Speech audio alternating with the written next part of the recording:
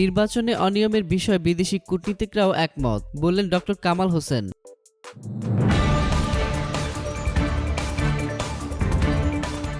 বাংলাদেশে একাদশ জাতীয় সংসদ নির্বাচন ভালো হয়নি জাতীয় ঐক্যফ্রন্ট নেতাদের এমন অভিযোগের সঙ্গে দ্বিমত পোষণ করেননি ঢাকায় নিযুক্ত বিদেশি কূটনৈতিক। বিকেলে রাজধানীর হোটেল আমারিতে বিদেশি কূটনীতিকদের সঙ্গে বৈঠক শেষে বেরিয়ে যাওয়ার সময় ঐক্যফ্রন্ট শীর্ষ নেতা ড. কামাল হোসেন এসব কথা বলেন। কামাল হোসেন বৈঠকের ব্যাপারে বলেন, যারা এসেছিল তারা যুক্তরাষ্ট্রের, যারা এসেছিল তারা বন্ধু রাষ্ট্রের, তারা আমাদের বন্ধু, জনগণের বন্ধু এবং সরকারেরও বন্ধু। আমরা নির্বাচনের অনিয়মের বিষয়গুলো তাদের কাছে তুলে ধরেছি, তারা এ নিয়ে কোনো বিতর্ক করেননি।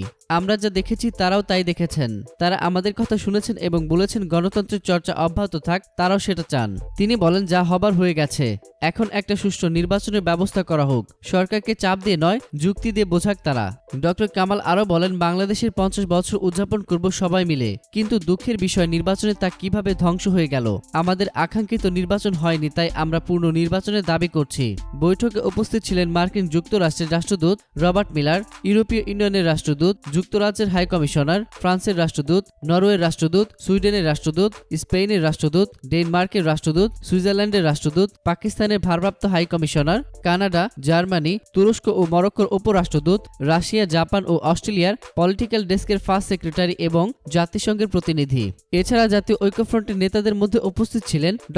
কামাল হোসেন, মির্জা ফখরুল ইসলাম আলমগীর, ড. মঈন খান, গয়েশ্বরচন্দ্র রায়, আমির খসরু মাহমুদ চৌধুরী, আব্দুল্লাউল মিন্টু, ড. জাফরুল্লাহ চৌধুরী, মোস্তফা মহসিন মন্টু, মাহমুদুর রহমান মান্না, আসাদুজ্জামান রিপন, তাবিত আওয়াল, আফরোজা আব্বাস ও রুমানা মোর্শেদ কনক চাপা, গোলাম মাওলা রনি প্রমুখ। এতক্ষণ ফ্রিকি নিউজের সঙ্গে থাকার জন্য আপনাদের সবাইকে ধন্যবাদ।